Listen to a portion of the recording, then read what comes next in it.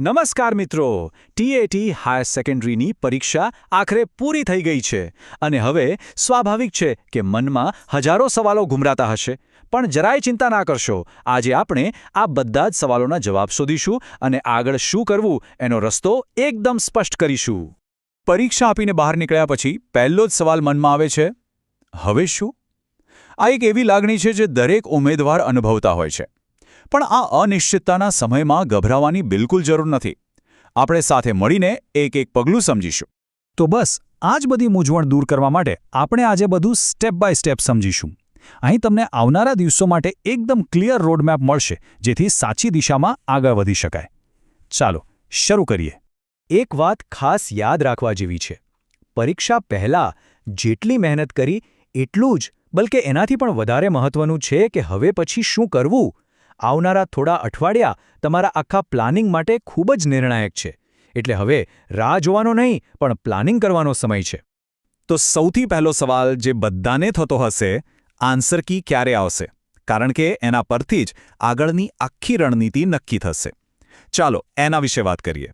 જુઓ, માહિતી પ્રમાણે પ્રોવિઝનલ આન્સર કી આજે અથવા તો કાલે જ આવી શકે છે, જેનાથી આપણને સ્કોરનો એક કાચો અંદાજ મળી જશે અને પછી જે ફાઇનલ એટલે કે ઓફિશિયલ આન્સર કી છે એ એપ્રિલના અંત સુધીમાં રાજ્ય પરીક્ષા બોર્ડ જાહેર કરશે.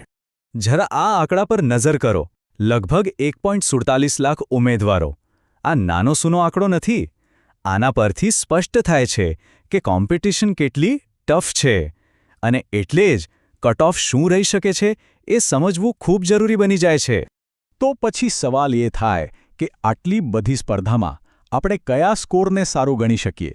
ક્યાંથી આપણને એમ લાગે કે હા, હવે મુખ્ય પરીક્ષાની તૈયારી શરૂ કરી દેવી જોઈએ? આ જ સવાલ આપણને આપણા સૌથી મહત્વના એનાલિસિસ તરફ લઈ જાય છે. ચાલો હવે સૌથી અગત્યના મુદ્દા પર આવીએ, કટ ઓફનું વિશ્લેષણ. હા, એક વાત સ્પષ્ટ કરી દઉં કે આ માત્ર એક અંદાજ છે, જે અલગ અલગ ડેટા અને એક્સપર્ટ ઓપિનિયનના આધારે તૈયાર કરવામાં આવ્યો છે. આનો હેતુ માત્ર તમને આગળના પ્લાનિંગ માટે એક આઈડિયા આપવાનો છે. તો કરવું શું? સીધી વાત છે. જો સ્કોર 70 માર્ક્સની ઉપર જઈ રહ્યો હોય તો બીજું કંઈ પણ વિચાર્યા વગર મુખ્ય પરીક્ષાની તૈયારીમાં લાગી જ જાઓ. અને જેઓ 70થી 80ની વચ્ચે છે એમણે પણ તૈયારી તો શરૂ કરી જ દેવી જોઈએ, પણ થોડું સાવચેત રહેવું પડશે. કેમ કે પેલું નેગેટિવ માર્કિંગ છે ને, એ ફાઇનલ સ્કોરમાં મોટો ફેરફાર લાવી શકે છે. ઓકે, તો કટ ઓફનો અંદાજ તો મળી ગયો, પણ હવે તરત જ આજે અને કાલે શું કરવાનું છે? ચાલો એકદમ ક્લિયર કટ એક્શન પ્લાન જોઈએ. એક ચેકલિસ્ટ જે તમને આગળ વધવામાં મદદ કરશે. તો આ 3 સ્ટેપ્સ તાત્કાલિક ફોલો કરવાના છે. પહેલું, બોર્ડની ઓફિશિયલ વેબસાઇટ પરથી પોતાની OMR શીટ ડાઉનલોડ કરી લો. બીજું, જેવી પ્રોવિઝનલ આન્સર કી આવે તરત જ એની સાથે પોતાના માર્ક્સ ધ્યાનથી ચેક કરી લો.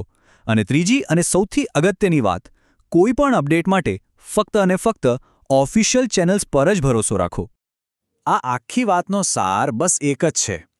હવે ખાલી રાહ જોઈને બેસી નથી રહેવાનું. હવે પ્રોએક્ટિવ બનવાનું, એટલે કે સક્રિય રીતે તૈયારી શરૂ કરવાનો સમય છે. જે આ તકનો ફાયદો ઉઠાવશે એ જ આગળ નીકળશે. તો હવે તૈયારી માટેની એક દિશા મળી ગઈ છે, ખરું ને? તો બસ રાહ શાની જોવાની?